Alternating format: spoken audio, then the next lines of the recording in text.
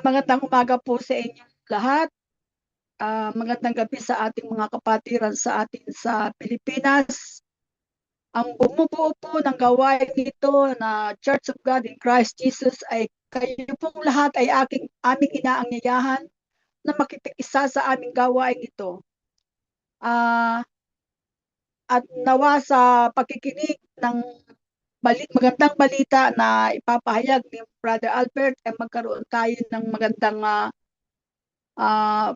spiritual na pamumuhay at itanim sa ating puso ang ating mga nalalaman upang tayo magkaroon ng magandang buhay na walang hanggan.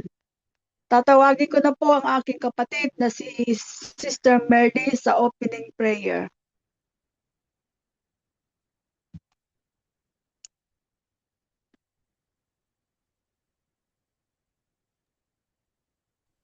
Diyos, Ama sa langit, dakila ka, makapangyarihan sa lahat.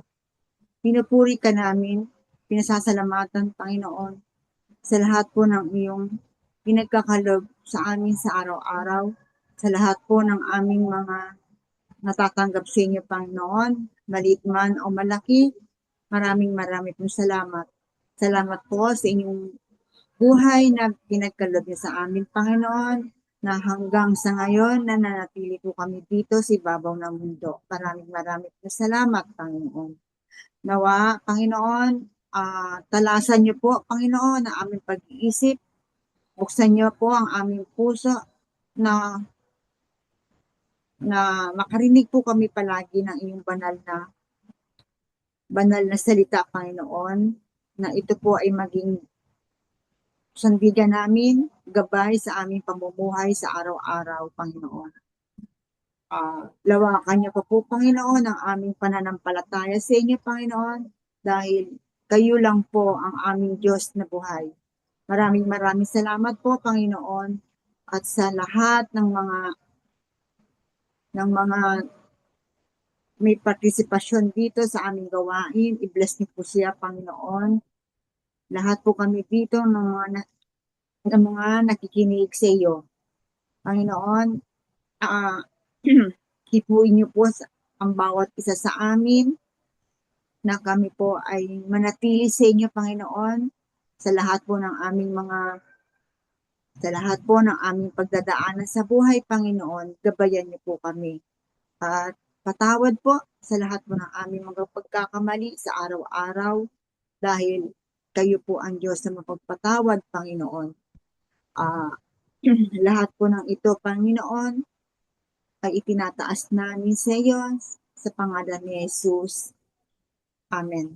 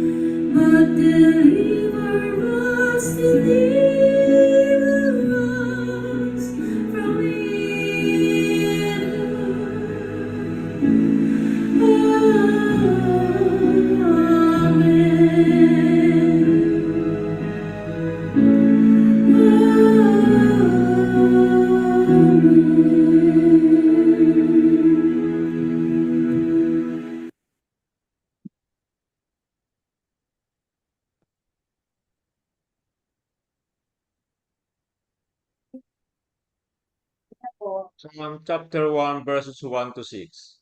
The way of the righteous and the wicked. Blessed is the man who walks not in the counsel of the wicked, nor stands in the way of sinners, nor sits in the seat of scoffers. But his delight is in the law of the Lord, and on his law he meditates day and night. He is like a tree planted by streams of water that yields its fruit in its season, and its leaf does not wither. In all that he does, he prospers. The wicked are not so, but are like chaff that the wind drives away. Therefore, the wicked will not stand in the judgment, nor sinners in the congregation of the righteous. For the Lord knows the way of the righteous, but the way of the wicked will perish. This is the word of the Lord. Thanks be to God.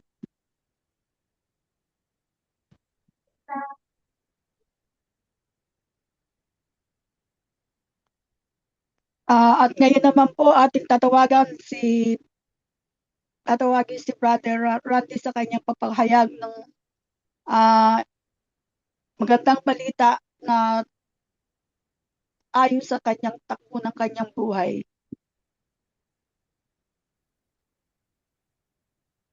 Isang mapagpalang araw po sa ating lahat, mga kapatid sa Pilipinas, ang mapagpalang gabi. At sa lahat nakikinig sa mga oras na ito sa kanyang banal na gawain. Unang-una po sa lahat, ako po ay nagpapasalamat sa ating Panginoon at muli tayo po ay pinagsama-sama ngayong araw na ito upang makinig ng kanyang mga banal na salita at madagdagan pa ang ating kaalaman sa kanyang itinuturo sa atin. Ang akin po ibabahagi sa inyo ay mula po sa aklat ng Hebreo sa chapter 10 po, verse 22 and 23.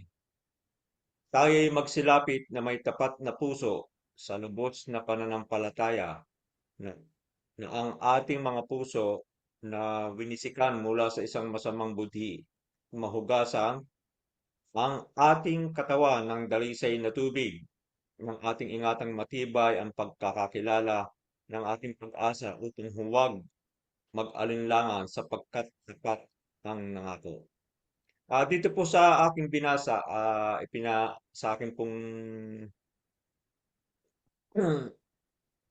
pananaw dito sa aking nabasa ngayong ang araw na ito, ito po ay ipinababatid sa atin na maging tapat po tayo sa ating Panginoong Hesukristo, sa ating pinaglilingkuran sapagkat siya po ay laging tapat sa atin.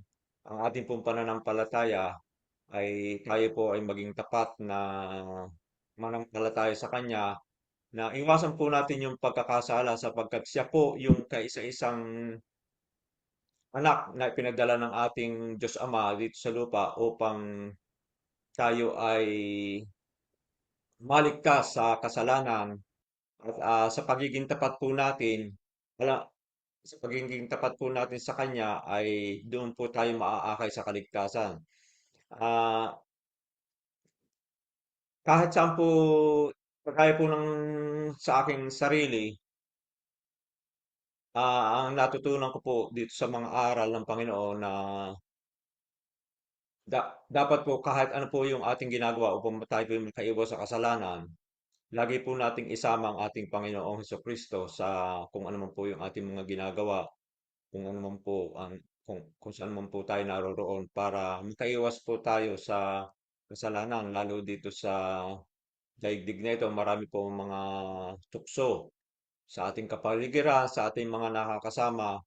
Although kuminsan dapat pinag-aaralan din natin yung ating mga ginagawa sapagkat sa ating mga nagiging desisyon sa buhay, sa ating sarili, sapagkat napaka napakadali po ng pagtukso sa atin dito sa daigdig nito. Akala natin makabubuti yung ating sinasamahan at yung ating gagawin, ngunit yun po ay makakapaghatid sa atin ng sang sa atin na sa pagkakasala. Dito rin po sa aklat na ito, ang sinasabi po rito na kung tayo po mga tinawag na unti-unti po tayo natututo at nauunawaan natin ang kanyang mga salita, na kung tayo po ay gagawa muli o babalik tayo sa pagkakasala ay iba po yung hatol, iba na po yung ating kinatatayuan sa ngayon bilang tayong mga nakikinig sa aral ng Panginoon. Tayo po ay hindi na makakabalik muli sa kung tayo po magkakasala, mahihirapan na po nating ma-recover yun. Ito po ang sinasabi rito sa aklat na ito. Ang sabi po rito, sapagkat kung ating sinasadya ang pagkakasala, nakatapos na ating, dito po sa Hebreo 10, verse 26 po ito. Ang sabi po rito, sapagkat kung ating sinasadya ang pagkakasala, pagkatapos na ating matanggap ang pagkakilala sa katotohanan, ay wala nang haing natitira pa tungkol sa mga kasalanan. Ah, Hindi na po tayo, ika nga po ay ito po sa pakikinig pa lang, pero sa aklat po ng buhay, sinabi po ro kung lalo na po kung tayo ay nabautismuhan na. Pero sa panahon po ngayon, tayo po hinuhusgahan na sa ating panahon ngayon. Tayo po ay ginajudge na. Hindi na po tayo dadaan doon sa pagbabalik ng ating Panginoon Kristo. Hindi na po tayo dadaan sa judgment day. Ngayon pa lang po ay tayo ay hinahatulan na. Ika nga, tayo po ay nililinis na ng ating pakikinig ng salita ng Diyos. Kaya kung tayo man po ay may mga hindi pa maiwasang mga bagay na ikadudulot ng ating pagkakasala ay bilang tayo magkakapatid, tayo po ay umiwas sa mga bagay na yaon. Marami po rito sa sanlibutan ang mga magdudulot sa atin ng ikapapahamak ng ating kaluluwa, lalong-lalo na po sa ating mga kaibigan. Ako po, maraming mga kaibigan na nag-aaya pa rin sa akin hanggang ngayon. Ngunit labanan ko po yun, natatanggihan ko na po yun. Hindi na po ako nag-aalang kagaya ng dati na ako'y nahihiya pag ako'y inanyayahan. Nagkakaroon kami dati-rati kahit kami magtalong mag-asawa. Mas ako'y nakapunta, mahalaga sa akin. Pero ngayon po, mas maganda na yung bahay-trabaho lang, bahay-trabaho. Hindi na po, iniiwasan ko na rin yung lumalabas ng bahay na nakikisalamuha kung kani-kanino man. Ngunit yan po ay marami pa rin ang dumadaan na mga nag-aanyaya. Hanggang ngayon, may mga nagpapadala sa akin ng mga message na tungkol doon sa dating pananampalataya. Ngunit yun po ini-ignore ko. Kaya kahit nga po may mga nag-aanyaya doon sa mga anniversary, ay hindi na lang po ako nagsasalita. Ngunit ayun po naman po nasa sa loob natin eh. Hindi naman po natin kinakailangan makasakit ng kapwa. Sapagkat hindi naman po nila maaunawaan yung ating sasabihin sa kanila sapagkat hindi natin sila nakasama sa sa pag-aaral ng salita ng Diyos. Iba po kasi ang makakausap ninyo ay yung nakakaintindi talaga ng salita ng Diyos. May iba pong mga grupo na talagang luto rin sa salita ng Diyos. Yun po, maganda yung makakausap ninyo, makakapalitan ng ika nga po ay kakapalitan ninyo ng puro-puro tungkol sa yung kaalaman ng pagsasaliksik ng salita ng Diyos. Ngunit yung po mga hindi nakakarinig ng mga aral na limitado po yung iniaaral sa kanila, ay hindi po talaga tayo maunawaan hanggang sa ang pinaka mangyayari po niyan, magkakaroon ng tampuhan dahil lang po sa mga bagay niyan. Kaya ako po, ang ginagawa ko po sa aking sarili, umiiwas po ako doon sa mga ganun mga bagay na sa mga tao na alam kong alam kong hindi naman oo, maganda yung makikisama tayo pero siguro masaya na ako yung gumagawa ng mabuti sa kapwa, nagbibigay doon sa mga nangangailangan kagaya nung lalo sa pamilya, kagaya nung aking nag-iisang ina may problema sa doon sa kanyang mata sa ngayon. Yung mga iba kong mga kapatid, may mga kondisyon pa sila, may mga exemption pa sila mga sinasabi. Kaya yun nila aksyonan.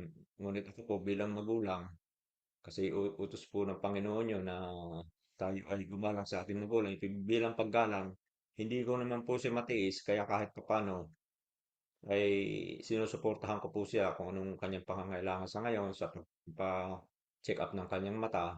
Sapagkat yung mabanggit ko nga po, yung pong iba kong mga kapatid na may mga kakayanan naman sa buhay, ay may mga kondisyon po silang hinihingi, ibinibigay do sa aking magulang. Kaya nahihirapan din siyang mag-ask ng tulong sa kanila. Kaya sabi ko sa kanya kahapon, huwag kayo mag-alala, bukas magpapacheck up kayo. So, kaya yung pong mga bagay na yan, alam ko sa pamamagitan ng sa patuloy na pakikinig ay nagkakaroon po ng unti-unting may nabubuo po sa aking buhay na alam ko mga kapatid na ito ay bigay ng Panginoon na maghahatid sa akin sa magandang bukas sa pagdating ng ating Panginoon. At hindi man po perpekto pa sa ngayon, eh, yun po yung unti-unti kong napapaglabanan. Yan din po yung isineser ko sa aming mga anak na sila ay matutong tumawag sa Panginoon, hanapin nila ang Panginoon kagaya ng aming ginagawa. Ah, at makakamtan nila balang araw, hindi man sa ngayon. Kasi naniniwala rin po ako sa nakasulat sa Biblia na bawat bagay ay may kanya-kanyang panahon. Hindi po natin masasabing ay dapat ginawa ko ito noon pa. Ngunit alam ko po may panapanahon ng pagtanggap, may panapanahon ng talagang hihipuin ka ng Panginoon kung talagang ikaw ay ika nga po kung maluwag sa iyong puso ang pagtawag sa iyo ng Panginoon, ang pagtugin mo sa kanyang panawagan, eh talagang natatanggap mo kung ano man po ang kanyang ipinapasabi sa atin, masakit ito man ay masakit o ika nga po ay tayo ay mayuyurakan ng ating puso, ngunit dapat natin tanggapin ang mga aral ng Panginoon. Sapagkat wala pong aral na hindi makakasakit muna ng damdamin. Kung kung ito ay ating pagninilayan, ay sa bandang huli ma-realize natin, kagaya po ng aking naramdaman nung una, na nag-aalangan ako. Siyempre, malaki mawawala. Mawawala ang grupo, mawawala yung grupo ng aking sinasamahan na pagtugtog, mawawala po yun. So, ngunit yung pong lahat na yan ay aking isinakripisyo sapagkat alam ko na sa pamamagitan noon ay makakapagdala ito ng aking kaligtasan. At hari naman po na sa patuloy kong pakikinig ay madagdagan pa ang aking kaalaman at makapagbahagi ako ng marami pang salita ng Panginoon na hindi maliligaw yung mga makikinig. Yan po yung aking dalangin sa Panginoon. Yan lang po ang aking maibabahagi sa inyo mga kapatid at maraming maraming salamat po sa inyong lahat. God bless us all.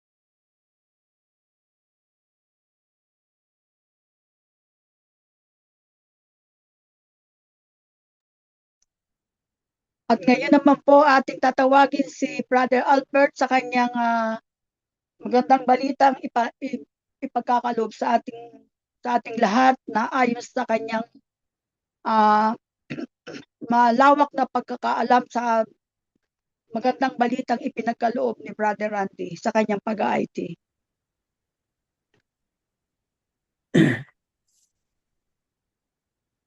Magandang araw po mga kapatid, magandang hapon dito sa mga taga-UK at magandang gabi diyan sa mga kapatiran sa Pilipinas. At magandang araw sa sino mang maaaring makatunghay ng gawain ito ng ating munting pag-aaral ng salita ng Diyos. Sa ating pong kapanahunan ngayon ay nakikita na natin yung mga binanggit sa banal na kasulatan na nagaganap sa ating kapaligiran. Yung mga digmaan ating nakikita ngayon, mga nababalitaan ng mga digmaan, lumalalang mga tensyon sa pagitan ng mga bansa laban sa kapwa bansa. Yan po yung malaunang panahong sinabi ng ating Panginoon Jesucristo bilang pagpapatunay na bawat sinabi ng ating Panginoon Jesucristo ay talagang nagkakatotoo. Dito po sa aklat ng Mateo chapter 24 ay may binanggit po yan ng ating Panginoon Jesucristo. Sabi ng ating Panginoon Jesucristo sa Mateo 24:4, siguro maganda simulan sa 3, verse 3. Eto. As he sat on the Mount of Olives, the disciples came to him privately saying, "Tell us, when will these things be, and what will be the sign of your coming and of the end of the age?" And Jesus answered them, "See that no one leads you astray, for many will come in my name saying, I am the Christ, and they will lead many astray." Ayan, marami palang magpapanggap na sila ang ating Panginoon Jesucristo at maraming maililigaw. Sa ating kapanahunan ngayon, talagang may mga lumitaw na nga ganyan na nagsasabing sila ang ating Panginoon Jesucristo. At hindi na, talagang ito'y totoo. Dahil kahit sa Pilipinas, merong nagsasabing siya nga si Kristo. At sa iba't ibang panig ng mundo, nababalitaan natin, may mga tao nagkiklaim na sila ay si Kristo. At sa verse 6, ayan, and you will hear of wars and rumors of war. See that you are not alarmed, for this must take place, but the end is not yet. Alam po ninyo, nakakabalita tayo ng mga digmaan at sa kasalukuyan may mga digmaan nga nasa balita yan sa buong mundo, nababalitaan natin. Ngayon lang talaga mayroong mga digmaan. Pagpapatunay na ang mga salita ng ating Panginoon Jesucristo talagang garantisadong totoo. At ito lamang aklat na ito ang nagsasabi ng maaaring maganap sa mga darating na panahon precisely. Talagang precise. Kaya tama sabi ng Panginoon Jesucristo dito sa John 13:19. Ito sabi niya, I am telling you this now before it takes place, that when it does take place, you may believe that I am He.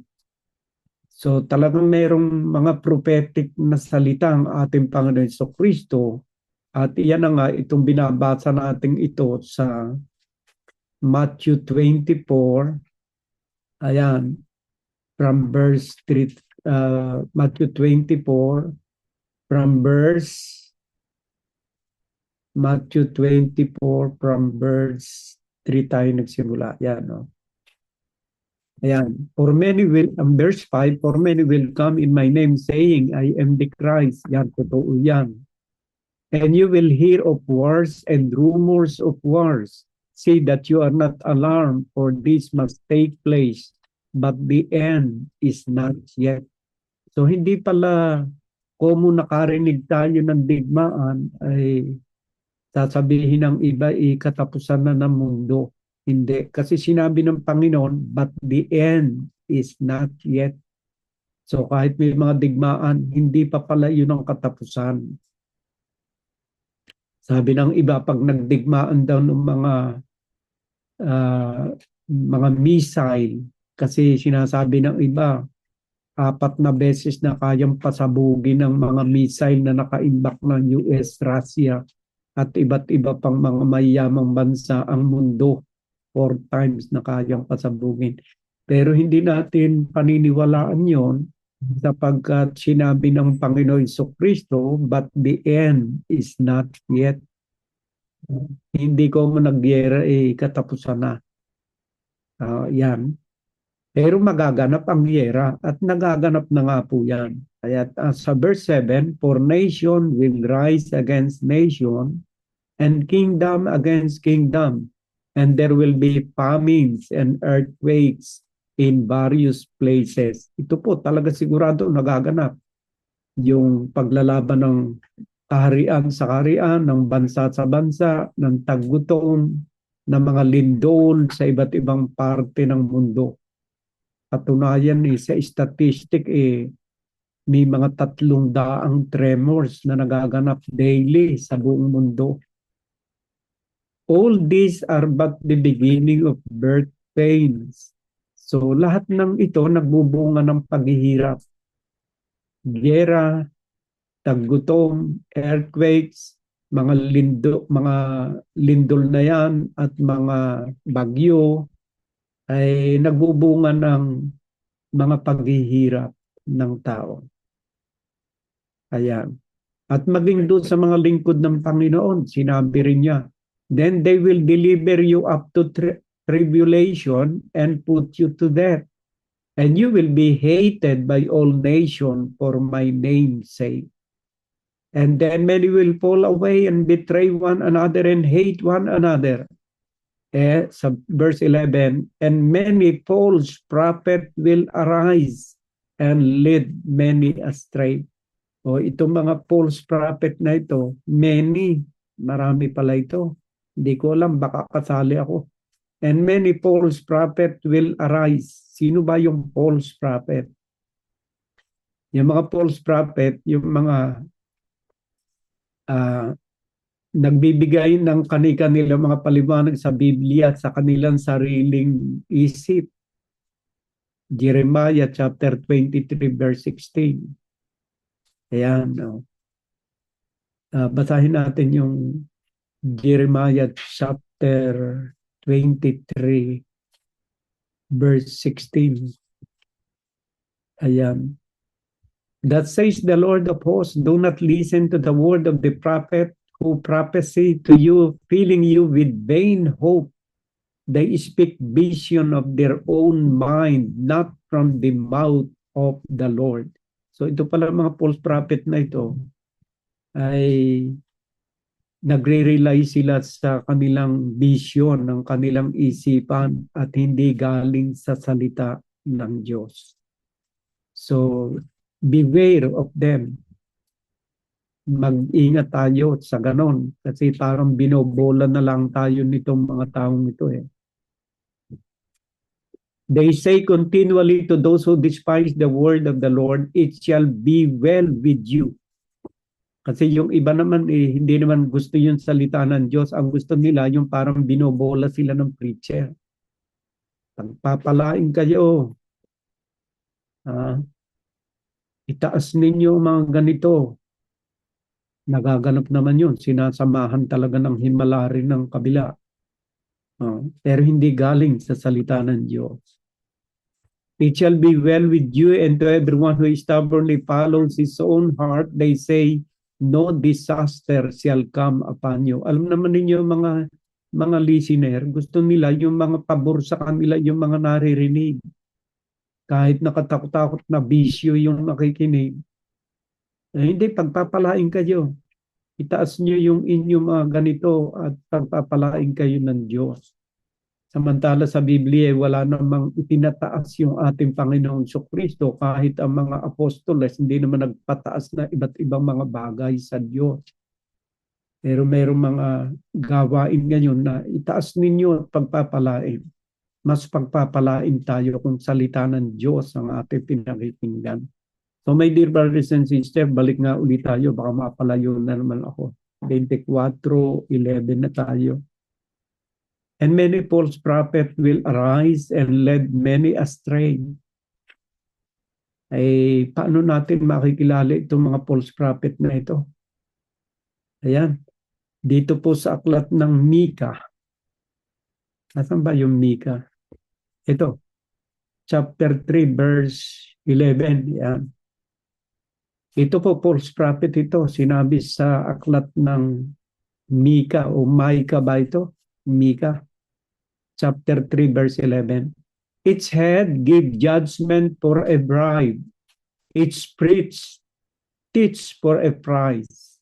Tagalogin nga natin, nabubulol yung boses ko sa English. Hindi kasi ako English speaking na tao eh.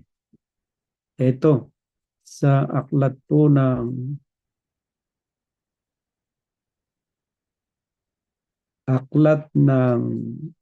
Lumang Tipan, dito po sa aklat ng Mika, chapter 3, verse 11. Ito po, my dear brothers and sisters.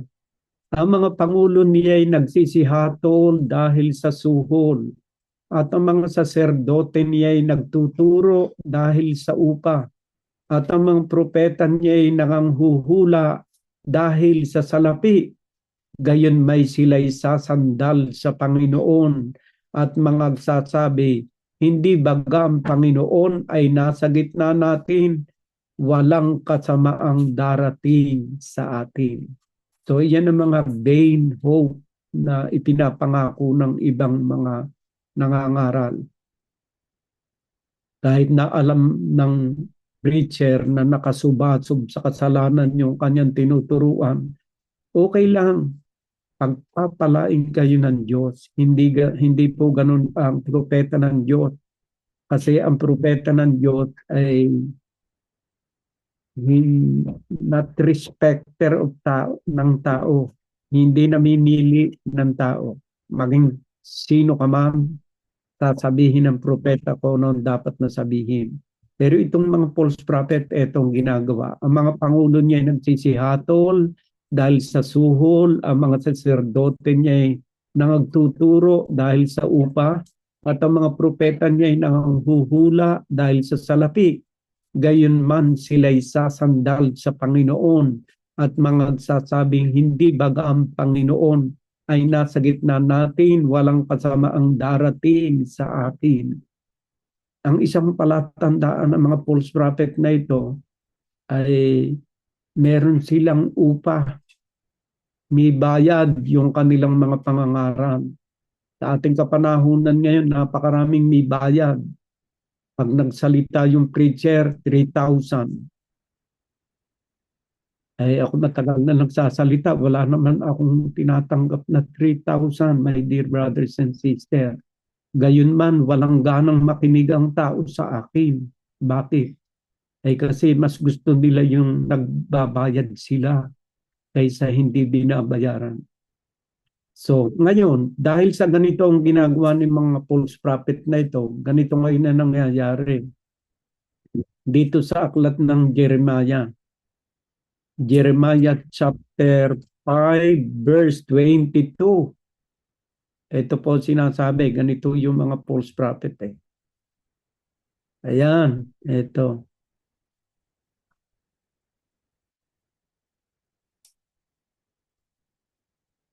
Ano ito? Ito, verse 26. Jeremiah chapter 5, verse 26. Ito yung nagaganap sa mga false prophet eh. Sapagkat sa gitna ng aking bayan ay nakakasumpong ng masamang tao. Sila'y nagbabantay gaya ng pagbabantay ng mga mamimitag. Sila'y nangaglalagay ng silo. Sila'y nanghuhuli ng mga tao. Ayan. Kung paano ang kulungan ay puno ng mga ibon, gayon ang kanilang mga bahay ay puno ng karangyaan, kaya't sila'y naging dakila at nagsisiyaman. Sila'y nagsisitaba, sila'y makintab, oo, sila'y nagsisigit sa mga paggawa ng kasamaan. Hindi nila ipinakikipaglaban ng ang usap ng ulila upang sila'y guminhawa at ang matuwid, ang mapagkailangan ay hindi hinahatulan. So marami kasi for financial gain kaya sila nangangaral. So sa bagong tipan, meron ding babala ang Diyos dito sa aklat ng 2 Corinthians chapter 2 verse 17. Ito ang sabi. Sapagkat hindi kami gaya ng karamihan na kinakalakal ang salita ng Diyos, kundi sa pagtatapat at gaya ng mula sa Diyos, sa harapan ng Diyos, ay nagsasalita kami para kay Kristo. Yun ang pagkakaiba ng mga apostoles noong unang panahon. Hindi raw sila gaya ng karamihan na nangangaral ng salita ng Diyos na kinakalakal ang salita niya. So, madali natin makilala pagka puro na lang pagpapayaman ang ginagawa. So, my dear brothers and sisters, pasensya na kung diyan napapunta na naman uli yung one. Pero balikan na lang natin yung kay Brother Randy, yung aklat ng Hebrew chapter 10 from verse 22. Ito sinasabi. Tayo'y magsilapit na may tapat na puso sa lubos na pananampalataya na ang ating mga puso na winisikan mula sa isang masamang budhi at nahugasan ng ating katawan ng dalisay na tubig. Ayan, no? Yung palang puso ay nawisikan. Ayan, ito. Hebrew chapter 10 verse 22. Ayan. Ayan. Let us draw near with a true heart in full assurance of faith with our heart is sprinkled clean from an evil conscience and our bodies was washed with pure water. Ayan, no? Ano ba ang pang-sprinkle na ginagamit ng Diyos para maalis ang kasalanan? Kaya tayo nagdadasal, sinasabi, Panginoon, hugasan mo kami ng banal na dugo, ng iyong banal na dugo, at linisin mo kami sa aming mga kasalanan. Yung palang dugo ni Jesus, pang-sprinkle, ano? Dito sa aklat ng Hebrew chapter 12 verse 24, and to Jesus the mediator of a new covenant, and to the sprinkled blood that speak a better word than the blood of Abel. So yung winisik na dugo ng ating Panginoon Jesucristo na nabayubay siya sa krus, yung pala nag-aalis ng ating mga kasalanan, my dear brothers and sisters. At meron pa rin palang another pang paghuhugas ng kasalanan. Ito, sprinkled clean from an evil conscience, that is the blood of Jesus, of our Lord Jesus Christ. And our bodies washed with pure water. Yung palang washed with pure water, yun pala yung baptism. Yung baptism, kahit ikaw ay nakalubalog sa kasalanan, nahuhugasan ka pala ng baptism. My dear brothers and sisters, basahin natin ang 1 Corinthians chapter 6 from verse 10 o verse 9. Ang sabi po sa 1 Corinthians chapter 6 from verse 9 ay, or do you not know that the unrighteous will not inherit the kingdom of God? Do not be deceived, neither the sexually immoral, nor idolaters, nor adulterers, nor men who practice homosexuality, nor thieves, nor the greedy, nor drunkards, nor revilers, nor swindlers will inherit the kingdom of God. At sa verse 11, and such were some of you, but you were washed. Nahugasan na. Anong klaseng paghugas? Through baptism. But you were washed. You were sanctified. You were justified in the name of the Lord Jesus Christ and by the Spirit of our God. So yung palang baptism ay nakakapaghugas. You were washed. Ang sabi rito, you were sanctified. Ayan, no? You were washed. Yung pala, nakakapaghugas pala yun. Ayan. Kasi yung pong baptism ay paghuhugas din yun ng kasalanan. Basahin natin doon sa aklat ng Acts chapter 22 verse 6. Acts chapter 22 verse 16 yata yun. And now, why do you wait? Rise and be baptized and wash away your sins, calling on His name. So, sa paglapit natin sa ating Panginoon Jesucristo, yung pang-visit na dugo na ating Panginoon Jesucristo ay nagpapatawad ng ating mga kasalanan. At sa ating pagpapatuloy ng paglilingkod sa Diyos at tayo ay mabaptize, ang baptism po ay nakapaghuhugas din ng kasalanan. Basahin natin dito sa aklat ng 1 Peter chapter 3 from verse 19. Sabi po ay ganito, in which he went and proclaimed to the spirit in prison, because they formerly did not obey, when God's patience waited in the days of Noah, while the ark was being prepared, in which a few, that is 8 persons, were brought safely through water. Baptism, which correspond to this, now save you, not as a removal of dirt from the body, but as an appeal to God for a good conscience through the resurrection of Jesus Christ. So, ang baptism pala ay nakakapagligtas, nakakapaghugas ng mga kasalanan. Ito, enumerate nito yung nahuhugasan ng baptism eh. 1 Corinthians chapter 6 verse 9. Do you not know that the unrighteous will not inherit the kingdom of God? Do not be deceived, neither the sexually immoral, nor idolaters, nor adulterers, nor men who practice homosexuality, nor thieves, nor the greedy, nor drunkards, nor revilers, nor swindlers will inherit the kingdom of God. Dito sa mga ini-enumerate na ito, hindi ito magmamana ng kaharian ng Diyos. Ayan. Pero binanggit ni Pablo sa verse 11. And such were some of you. Ganyan ang iba sa inyo. Sabi ni Pablo, ganyan ang iba sa inyo. Kayo sexually immoral, idolaters, adulterers, men who practice homosexuality, thieves, greedy, drunkard, revilers, swindlers. Hindi magmamana ng kaharian ng Diyos. At ganyan ang ilan sa inyo. But such were some of you. But you were washed.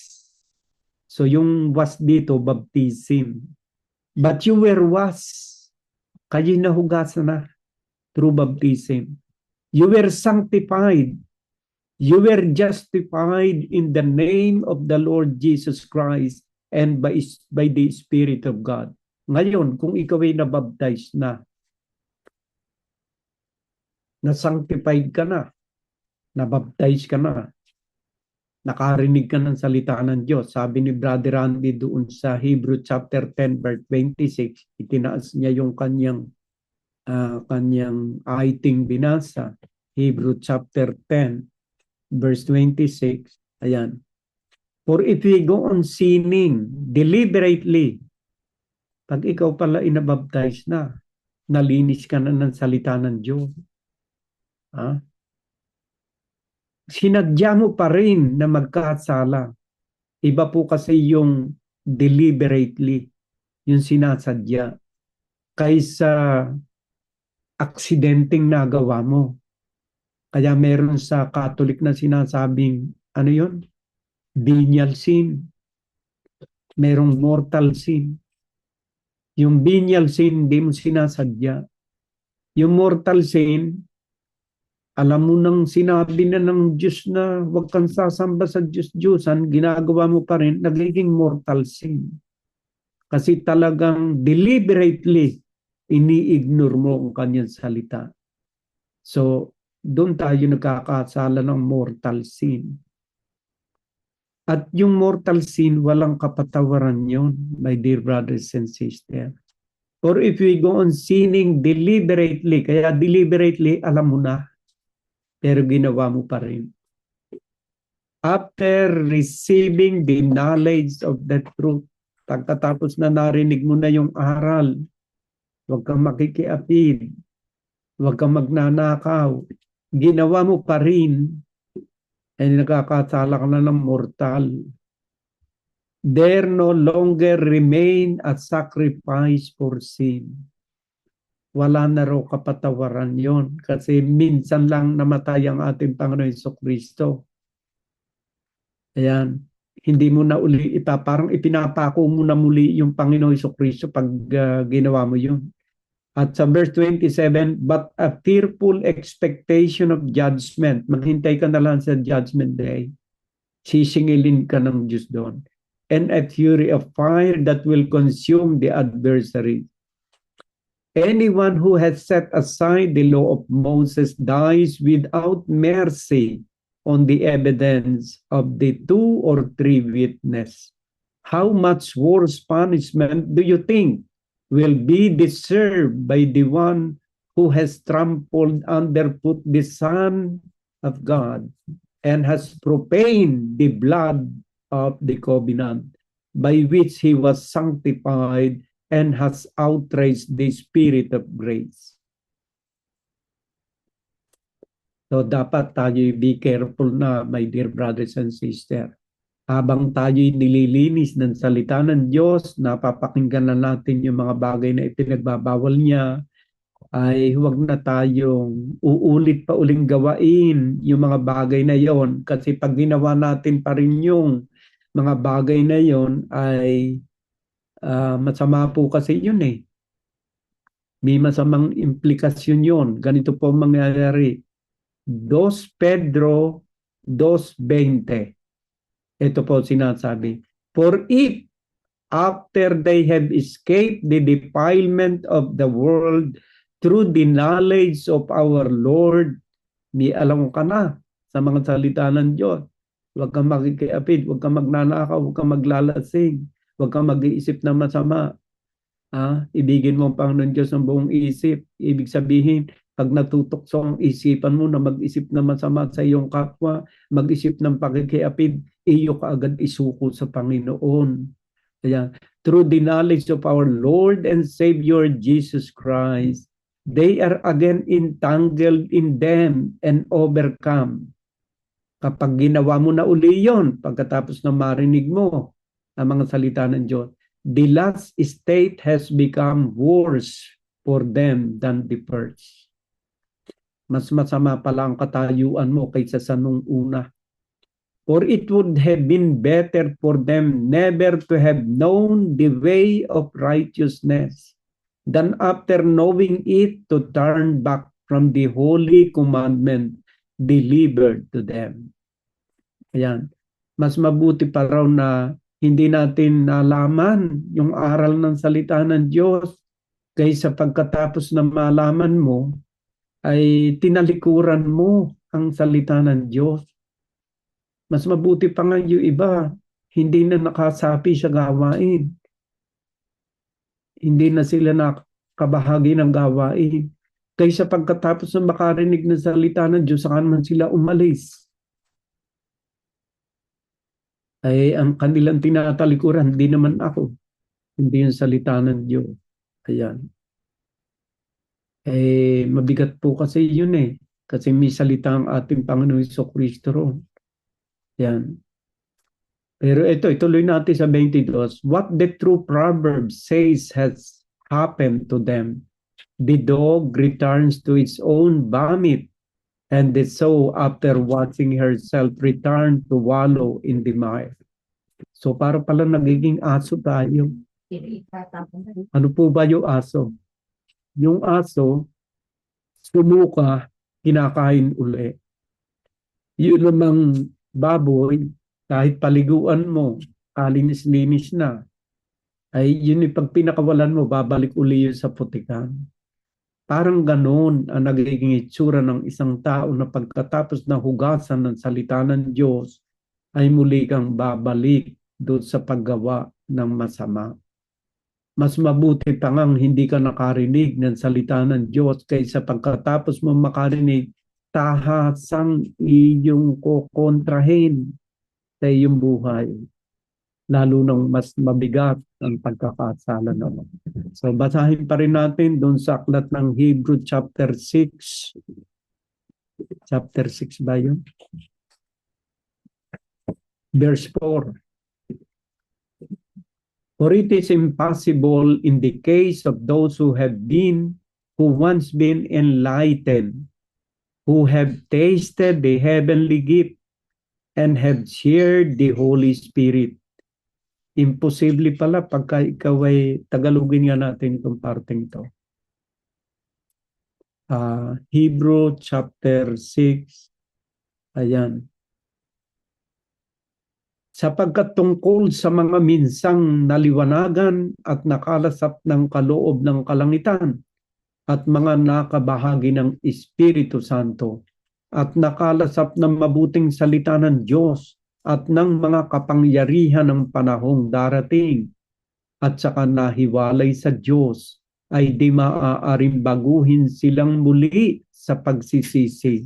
Yamang kanilang ipinapakong muli sa ganang kanilang sarili ang anak ng Diyos at inilalagay na muli siya sa hayag na kahiyan. Sapagkat ang lupang humitit ng ulang madalas na lumalagpak sa kanya, tinubuan ng mga damong pakikinabangan ng mga yaon na dahil sa kanila'y binukid ay tumanggap ng pagpapalang mula sa Diyos. Datapwat kung namumunga ng mga tinik at dawag ay itinatakwil at malapit sa sumpa at ang kanilang kahihinatnan ay susunugin. So my dear brothers and sisters, walang talikuran kasi sa Diyos po pala ay wala palang tali-talikod pala ron, my dear brothers and sisters. Hebrew chapter 10 verse 37. Sa 37 ito. Wala palang talikuran. Sapagkat kayo'y nangangailangan ng pagtitiis. So once na atin ang natanggap ang salita ng Diyos, sabi nga ni Brother Randy, tayo hindi nadadaan sa judgment day. Totoo yun. Kasi dito pa, dinadjudge ka na, nino, ng salita ng Diyos. Sapagkat kayo'y nangangailangan ng pagtitiis upang kung inyong magawa ang kalooban ng Diyos ay magsitanggap kayo ng pangako. Sapagkat sa madaling panahon siya'y pumaparito ay darating at hindi magluluwat. Ngunit ang aking lingkod na matuwid ay mabubuhay sa pananampalataya.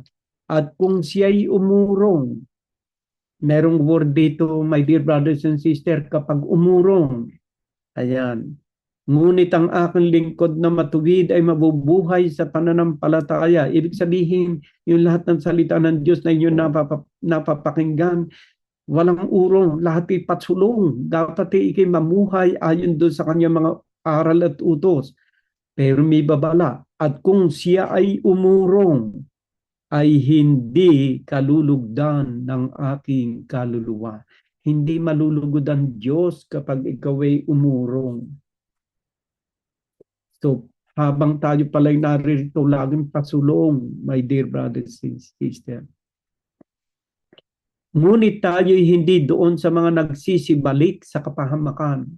Yung pag-urong kasi parang nabalik ka uliro sa kasalanan. nabalik ka sa dati mong ginagawa.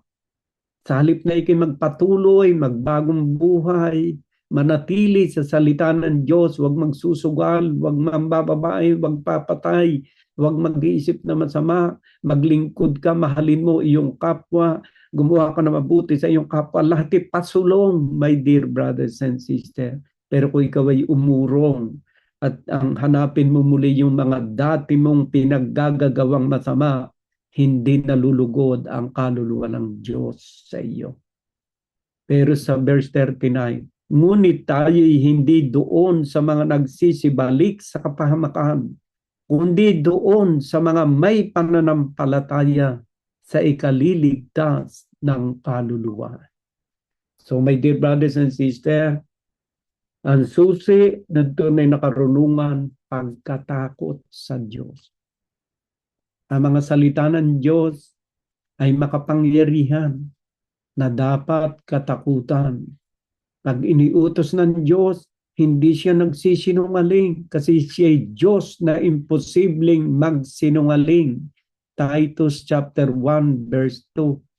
Sa Diyos na hindi makapagsisinungaling, yan ang sabi ng Biblia. Hindi siya nagsisinungaling. Pag sinabi niyang huwag, huwag nating gawain sapagkat merong kapalit ang huwag. Ang huwag ay paglabag, pagbabawal. At kung ang pagbabawal na i-ignore mo at tatawan-tawanan mo ngayon, sa bandang huli, pagsisisihan natin ang ating pagtawa at pag-ignore sa kanyang mga kautusan. Sabi nga ni Brother Randy ay ganito, doon sa aklat ng 1 Peter chapter 4 verse 17, ito po sinasabi. Sapagkat dumating na ang panahon ng pasimula ng paghuhukom sa bahay ng Diyos. Ay alin ba yung bahay ng Diyos? Ang iglesia ng Diyos. Itong kinaaaniban ninyo. Ito ang bahay ng Diyos. Ayan. Sapagat dumating na ang panahon ng pasimula ng paghuhukom sa bahay ng Diyos. Ito palang iglesia ng Diyos, ito bahay ng Diyos. At kung mauna sa atin, ano kaya ang wakas ng mga hindi nagsisitalima sa ebanghelyo ng Diyos? Kung nauna sa atin, habang binabasa natin, nililinis tayo ng kanyang salita, dinadjudge tayo ng kanyang salita. At pagdating ng katapusan, ano pang i-judge sa iyo? Nag-judge ka na nga. Basahin nga natin sa Aklat ng Juan, chapter 12, verse 49, 48 yata yun. Ito, sabi ng Panginoon Jesucristo, ang nagtatakwil sa akin at hindi tumatanggap sa aking mga pananalita ay may isang hahatol sa kanya. Ang salitang aking sinalita ay siyang sa kanya'y hahatol sa huling araw. Ay kung yung salita ng Diyos ay hinahatulang ka na ngayon, huwag kang papatay, huwag kang magagalitin.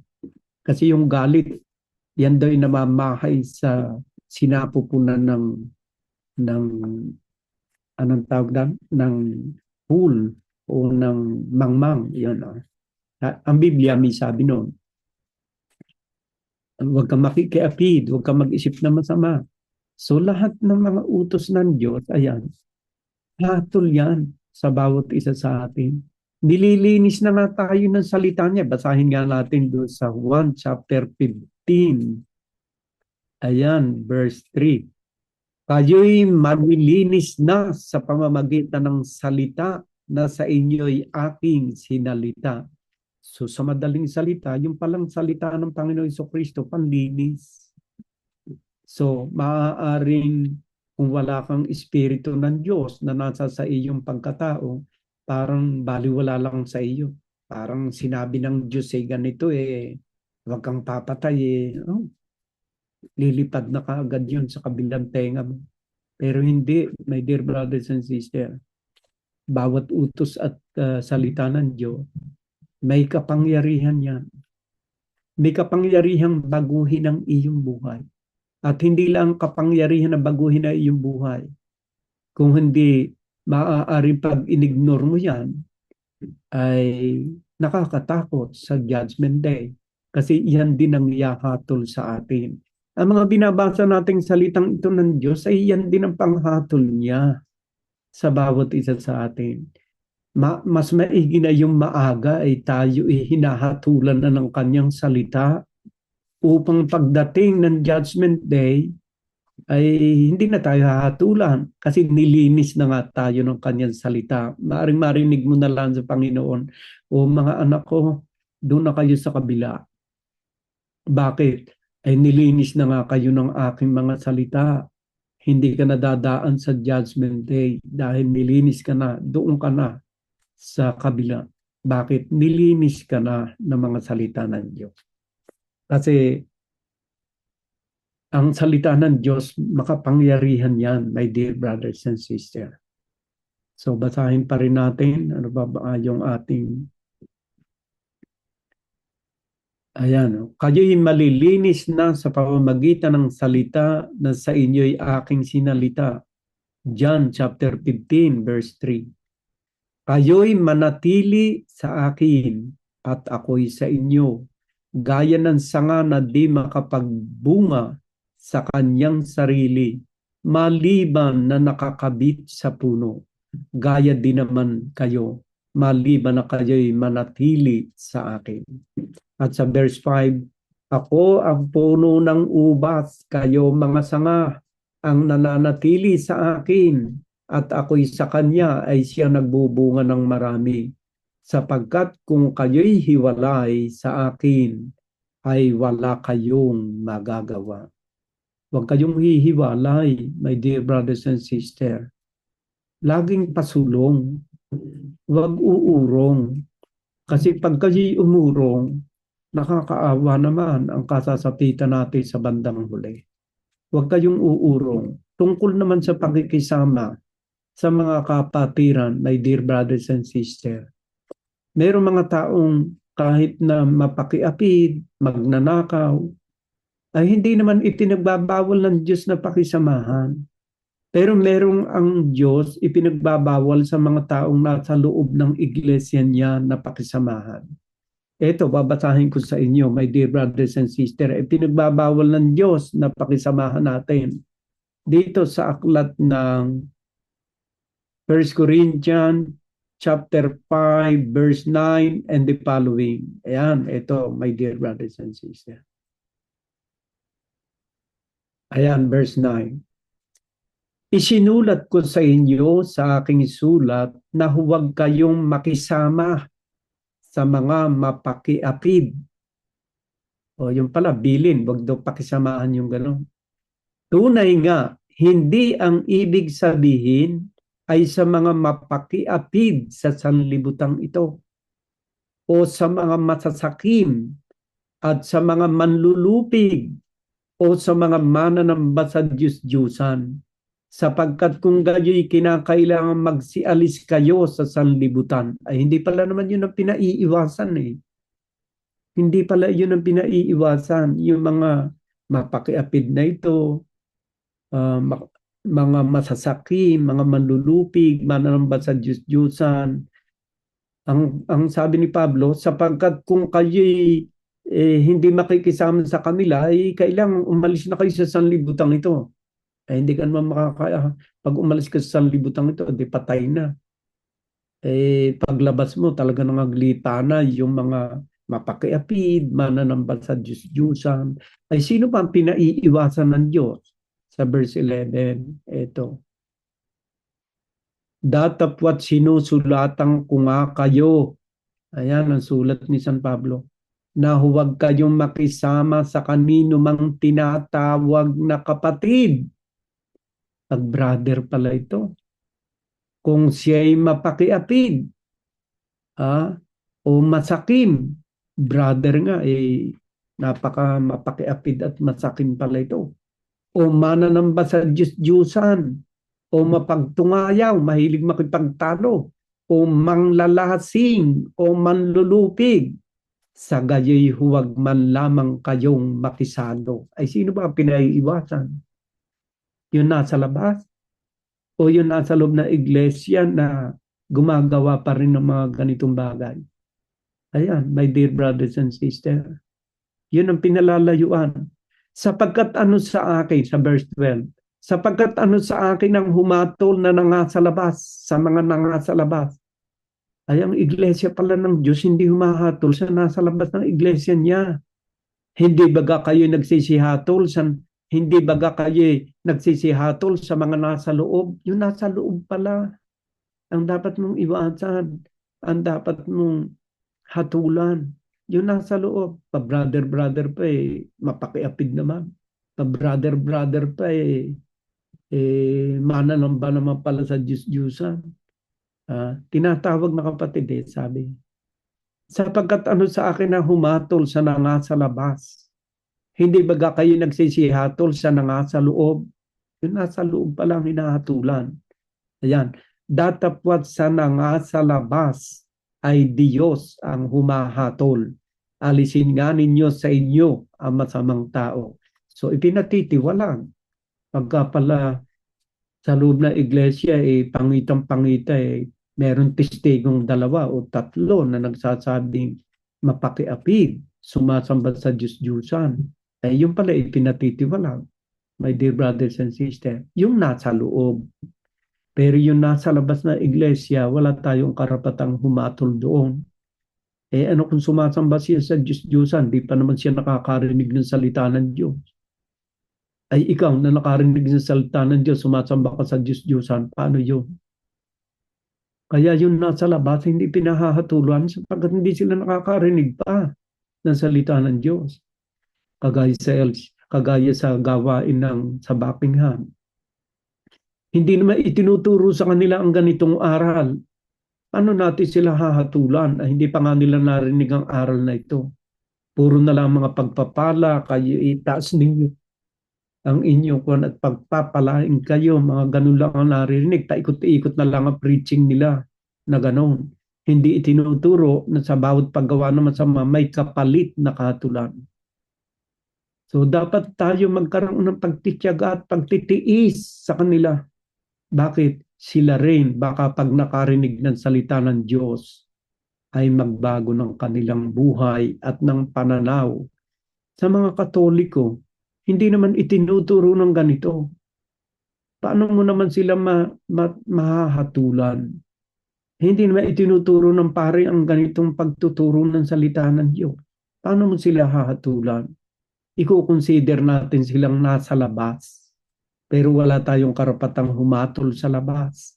Ang Diyos ang humahatol sa nasa labas. Yan ang sinasabi. Ang hinahatulan ng Diyos, yung nasa loob. Bakit? Pakinig ka ng pakinig ng salita ng Diyos. Di man nagbabago ang iyong isip, ang iyong buhay, ang iyong bisyo. Nandiyan pa rin. Ipinatitiwalag nga ng Diyos yun Pero wala tayo itinitiwalag dito pag natuto tayo magtiwalag, baka matiran na lamang, iisa na lang. My dear brothers and sisters, pinagtitiisan tayo ng Diyos upang tayo mabago. Tayo, kahit tayo iilan ng bilang, maging ayon sa salita ng Diyos ang ating pagkilos. Ngayon, eto pa, yung mga hindi pinakikisamahan. Dito sa aklat ng 2 Corinthians chapter 6 verse 14. Ito. Ang sabi kasi ng Panginoon ganito. Huwag kayong makipamatok ng kabilan sa mga di nagsisisampalataya. Sapagkat anong pakikisama mayroon ng katwiran at kalikuan? O anong pakikisama mayroon ng kaliwanagan sa kadiliman? At anong pakikisama mayroon si Kristo kay Belial? O anong bahagi mayroon ang sumasampalatay sa di sumasampalataya? At anong pakipagkaisa mayroon ng templo ng Diyos sa mga Diyos-Diyusan? Sapagkat tayo'y templo ng Diyos na buhay. Gaya ng sabi ng Diyos, mananahan ako sa kanila at lalakad ako sa kanila at ako'y magiging kanilang Diyos at sila'y magiging aking bayan. Kaya nga, magsialis kayo sa kanila. at magsihiwalay kayo, sabi ng Panginoon, at huwag kayong magsihipo ng anumang bagay na marumi at kayo'y aking tatanggapin. So, ito walang pananampalataya ito Pinaalis nga Pag ikaw ay nakasangkot sa isang grupo na gano'n ang itinuturo, pinaalis ka sasabihin naman, ay sila'y nasa labas. Nasa larangan sila ng pananampalataya nga pero nagtuturo sila ng mali. Kaya pinaalis. So my dear brothers and sisters, inilatag ko sa inyo mga salita ng Diyos na dapat nating pag-isipan. Pero tama ang sabi ni Brother Randy na tayo ay nasa panahon ng paghatol na ng Diyos. Sapagkat dumating na ang panahon ng pasimula ng paghuhukom sa bahay ng Diyos. Hinuhukuman na tayo. Baka hindi nyo alam. Kayo na mga seryoso na tinatanggap ang salita ng Diyos, talagang kayo'y nabubuhay na sa paghuhukom. Bakit? Ay kasi pagkarinig ninyo ng bawal na hindi pinagagawa ng Diyos, sinusunod ninyo Huwag kang mag-iisip ng masama sa iyong kapwa, ibigin mo iyong kaaway, sinusunod mo, ay talagang pumapasok ka na sa paghatol ng salita ng Diyos. At yan din namang salitang yan ayon sa ating Panginoon Jesucristo ang ihahatol sa bawat isa sa atin. Yung mananampalataya sa Panginoon Jesucristo at yung basahin nga natin uli dito sa aklat ng Juan chapter 12 verse 48. Ito po sinasabi. Ang nagtatakwil sa akin at hindi tumatanggap sa aking mga pananalita ay may isang hahatol sa kanya. Ang salitang aking sinalita ay siyang sa kanya ay hahatol sa huling araw. Ay ito pala naman, my dear brothers and sisters, ay para sa mga nagtatakwil sa ating Panginoon Jesucristo at nagtatakwil sa kanyang mga salita. Yung salitang kanilang itinatakwil na ayaw nilang mapakinggan, na isinasarado nila ang kanilang cellphone dahil nasasaktan sila sa salita na yun din pala ang gagamitin ng Diyos na panghatol sa kanila. Ang salitang aking sinalita ay siyang sa kanila'y hahatol sa huling araw. So nakakatakot pala yun, my dear brothers and sisters. Yung salita ng Diyos, i-ignore mo. Aba, ay masama pala yun, my dear brothers and sisters. Kaya dapat wag nating i-ignore ang salita ng Diyos. Dito po sa aklat ng Kawikaan,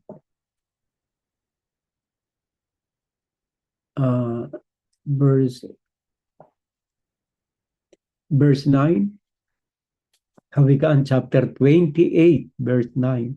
Siyang naglalayo ng kanyang pakinig sa pakikinig ng kautusan, maging ang kanyang dalangin ay karumal-dumal sa Panginoon.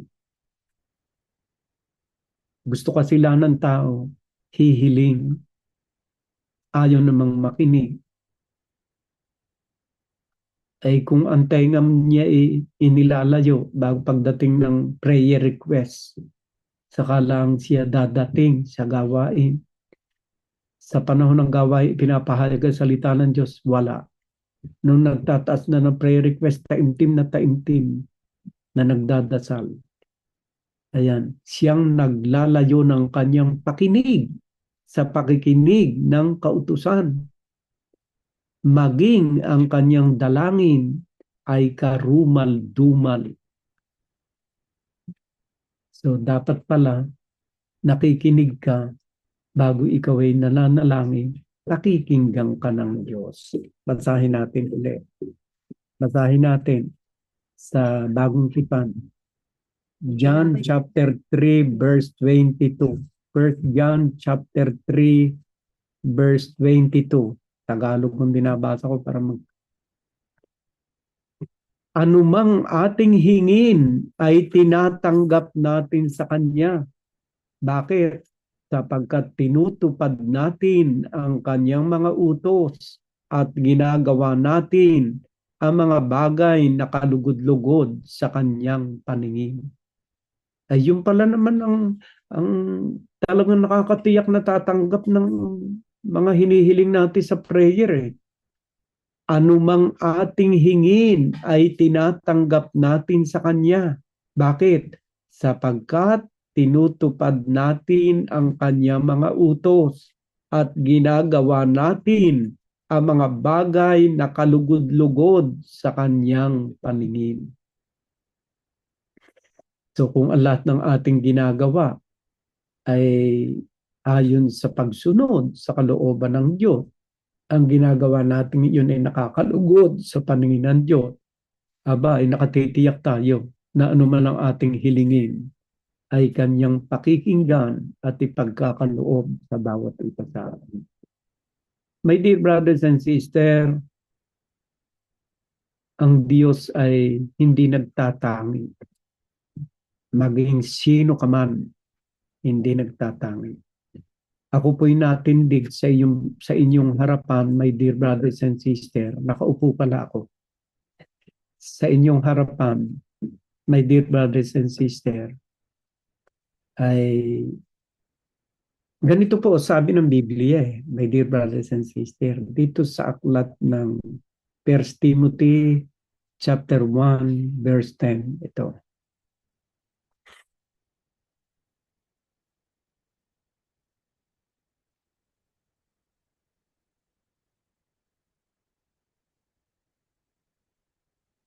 Ay, ito.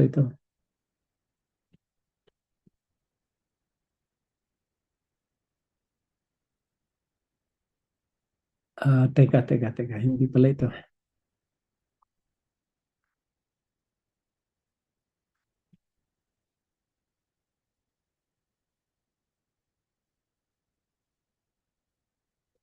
Dito sa 1 Timothy chapter 1.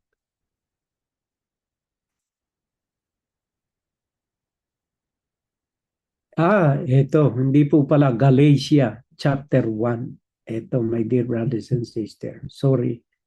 Galatia chapter 1 verse 10.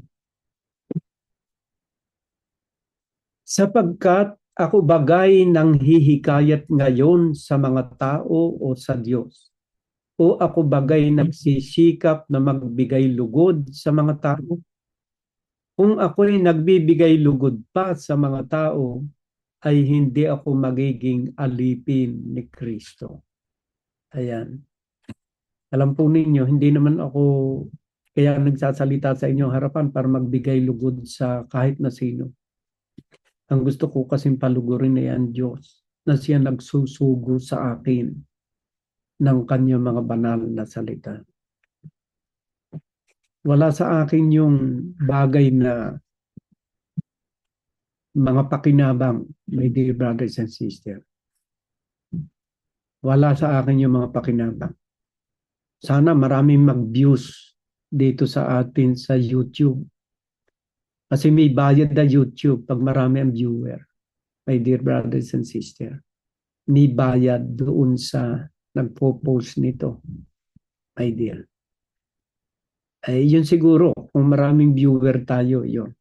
Pero my dear brothers and sisters, hindi ako naghihikayat sa mga, sapagkat ako bagay nang hihikayat ngayon sa mga tao sa Diyos, o ako bagay nagsisikap na magbigay lugod sa mga tao, kung ako'y nagbibigay lugod pa sa mga tao, hindi ako magiging alipin ni Kristo.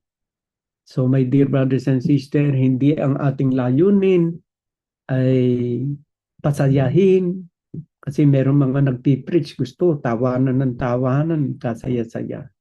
Hindi iyon ang aking intensyon, kundi ang intensyon ko yung nasa verse na ito, na mabigyan lugod ang ating Panginoon Jesucristo, kaya ako man ay tanggapin ninyo o hindi, okay lang. Basta yung mga salita ng Diyos ay masabi ko at may pahayag ng buong puso, sapat na sa akin, yun na iparating ko sa inyo ang kalooban ng ating Panginoon Jesucristo. Lagi ninyong tatandaan, my dear brothers and sisters, Maraming gawain sa mundong ito. Napakarami. Many false prophet will arise. At madaling makilala natin ang mga false prophet. Ginagawang negosyo ang gawain. Kumikita. Nagiging mayaman ang kanilang mga preacher. Awa ng Diyos, ako'y mahirap pa. Hindi ako yumayaman sapagkat wala naman ako kahit isang sentimo sa gawain ito. At kung mayroon man tayo, ay yun yung sa charity. Ako'y nagbibigay sa charity. Siguro marahil, my dear brothers and sisters, yung mga ibang preacher, 3,000 ang bayan, kagaya nung magkaroon ng anniversary sa Madrid, yung speaker, 3,000 euros ang ibinayad ng gawain ng El Shaddai doon sa Madrid, 3,000 euros. Nagrereklamo yung mga tao dahil mahirap ang buhay, nagtatrabaho sila, nag-iimpok sila ng kanilang abuloy sa gawain. At the end, pag dumating ang kanilang mga leader, ubos lahat yung kanilang mga inimpok na pera. Nakakaawa naman. My dear brothers and sisters, hindi sasapitin ninyo mga bagay na yun dito. Bakit? Sapagkat si Kristo ang ating leader. Siya nga nagbuwis ng kanyang buhay para sa kaligtasan ng bawat isa sa atin. Makinig lang tayo ng kanyang mga banal na salita. Pero mas gusto ng mga tao ang gumagastos sila ng malaki. Wala namang natututunan sa salita ng Diyos. Kahabag-habag ang sinasapit ng maraming mga tao roon. Gusto lang nila masaya. Merong mga anniversary na gastos na malaki. Yung kanilang 10,000 inipon, ubos lahat dahil sa mga paghahanda. Wala namang natututunan sa salita ng Diyos. Binobola lang sila ng kanilang mga mangangaral. Pero hindi natin sila masisi. Nandun ang kanilang kaligayahan. Ako naman nagpapasalamat sa inyo mga kapatid. Ang kaligayahan naman ninyo ay ang salita ng Diyos na kailanman ang inyong kaligayahan ito ay hindi mag-aalis ng kapayapaan, ng kagalingan, at tunay na kaligayahan, hindi lamang sa daigdig na ito, kundi bagkus sa kabila kapag kapiling na natin ang ating Panginoong Hesukristo. Ang dalangin ko sa Diyos para sa bawat isa sa inyo, manatili kayo, huwag kayong aantras sa inyong pakikinig ng salita ng Diyos at naititiyak ko ang kaligtasan ng kaluluwa ng bawat isa sa atin. Nawa ang pag-ibig at ang kapayapaan ng ating Panginoon Hesukristo ang siyang maghari sa bawat isa sa atin. Amen.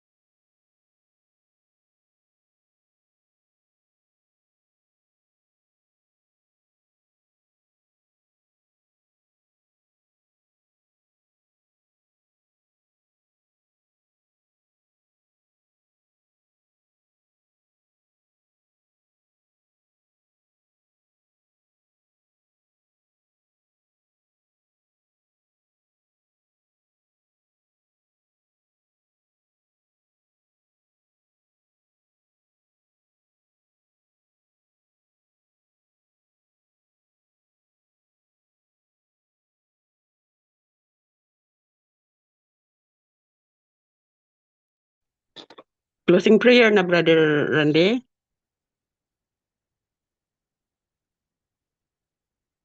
Kaya may pakanta.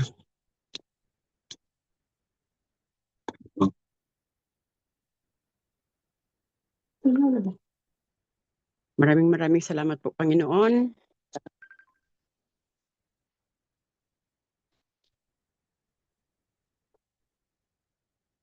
Sa ngalan ng Ama, ng Anak, at ng Espiritu Santo. Panginoong Hesus, maraming salamat po sa araw na ito na tapos na lang po namin, Panginoon, ang aming gawain, Panginoon, ang aming tungkulin, Panginoon, sa pakikinig ng inyong mga banal na salita, Lord. Maraming salamat po, Panginoon, sa inyong pagtawag na naman muli sa aming lahat dito, Panginoon, upang kami po ay makapakinig ng inyong mga banal na salita, Panginoon, sa pamamagitan ni Brother Albert, Panginoon, at naway magpatuloy po ang paggamit ninyo sa kanya, Panginoon, upang maibahagi po niya sa amin ang inyong, mas marami pa siyang maibahagi, Panginoon, na inyong mga banal na salita, Panginoon. Kami po, Panginoon, ay nalulugod na pakinggan ang mga paliwanag ni Brother Albert, Panginoon, tungkol sa inyong mga kagustuhan, Panginoon, na mangyayari na ipamahagi ang inyong mga banal na salita, Panginoon. Maraming salamat po, Panginoon. Kami po ay naniniwala na kayo po, Panginoon, ang kataas-taasan, Panginoon. Kayo po ang hari sa lahat ng hari, Panginoon. Kayo po ang makakagawa ng lahat ng mga gustong mangyari, Panginoon. Gusto niyo mangyari dito, Panginoon, sa mundo, Lord. Lord, itinataas ko po sa inyo, Panginoon, itong aking mga kapatiran dito, Panginoon, ang lahat ng mga may partisipasyon, Panginoon, sa gawain ito, Panginoon. Naway bigyan niyo po kami, Panginoon, ng lakas ng loob palagi, Lord. Bigyan niyo po kami ng good health at ilayo niyo po kaming lahat sa mga kapahamakan, Panginoon. Ganon din po, Lord, ang aming mga pamilya, Panginoon. Naway lagi niyo po silang gabayan, Panginoon. Lagi niyo po silang subaybayan, Panginoon, sa lahat ng oras, Lord. Ilayo niyo po sila, Lord, sa mga kapahamakan, Panginoon. Sa lahat ng pamilya namin, Panginoon, sa buong mundo, kung saan man po sila lahat, Panginoon, ang lalong-lalo na, Lord, ang aming mga pamilya sa Pilipinas, Panginoon. Lagi niyo po silang gabayan, Panginoon. Lagi niyo po silang iligtas sa mga kapahamakan, Lord. Lord, tinataas ko po sa inyo, Panginoon, ang buong mundo, Panginoon. At naway, ang gira ngayon, Panginoon, na nangyayari, Panginoon, sa Middle East, Panginoon, naway matigil na, Panginoon, at kung kayo na pong bahala, Panginoon, kayo po ang nakakaalam, Panginoon, sa lahat, Lord.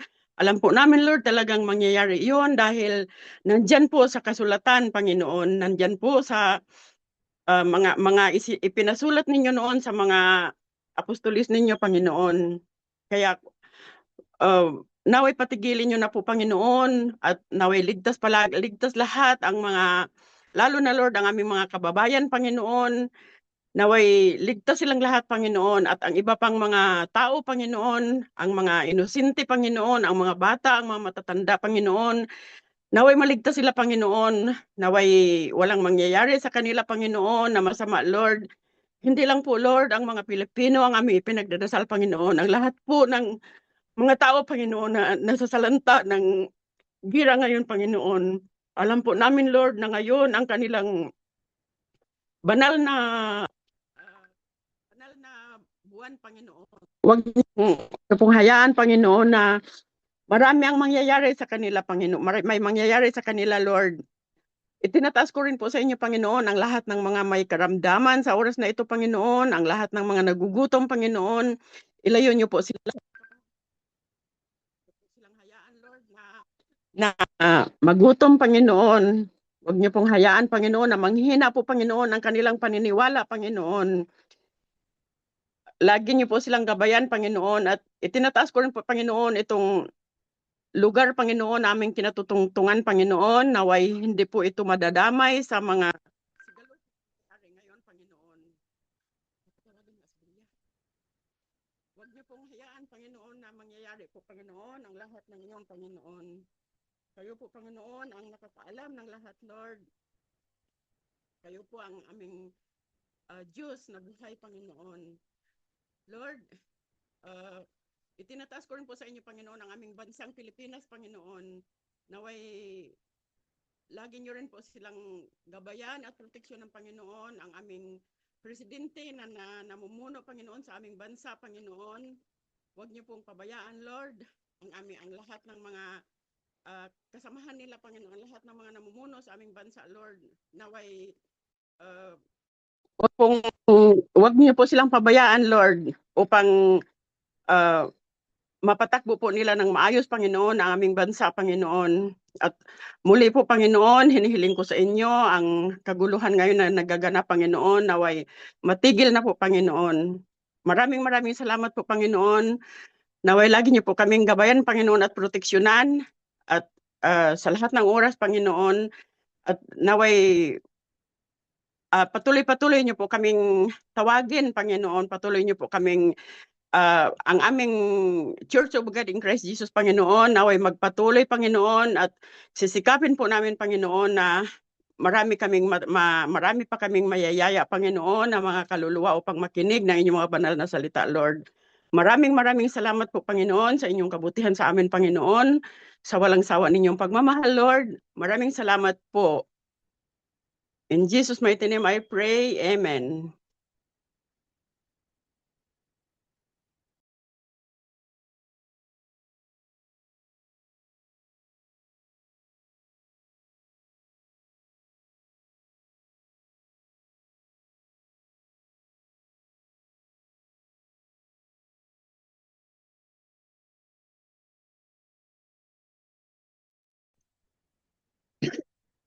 Taos puso po kaming nagpapasalamat sa ating Diyos na buhay. At ganun din po sa aming kapatid na si Brother Albert na pinagkalooban mo ng iyong banal na espiritu upang magpahayag ng iyong magandang balita. Nagpapasalamat kami ako sa mga kapatiran namin naririto at nawa sa susunod na linggo ay muli kaming magpangipangita at tayong lahat sa gawain ito ay pagpalain ng ating banal na espiritu na magpatuloy sa ating ginagawang ito. In Jesus' name, Amen. Picture.